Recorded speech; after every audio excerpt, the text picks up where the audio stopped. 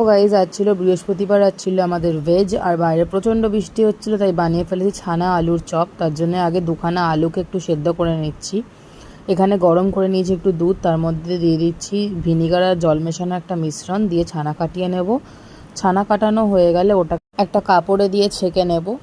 নেওয়া হয়ে গেলে ওটাকে একটা বাটিতে নিয়ে নেব, বাটিতে নিয়ে একটু মেখে নেব, নিয়ে ওর মধ্যে সেদ্ধ হওয়া আলুটা দিয়ে দেবো, দিয়ে মশলা দেবো হলুদ গুঁড়ো, তারপরে দেবো গরম মশলা গুঁড়ো, ধনে গুঁড়ো, নুন, জিরে গুঁড়ো, লঙ্কার গুঁড়ো, এখানে কাশ্মীরি লঙ্কার গুঁড়ো দিয়ে একটু মিশিয়ে নিতে হবে।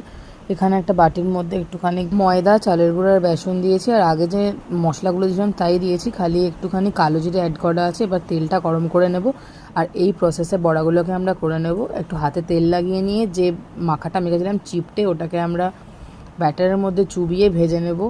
গোল্ডেন ব্রাউন হওয়া অবধি ভেজে নিতে হবে, নিলেই রেডি হয়ে যাবে আমাদের চপ। Thank you, by.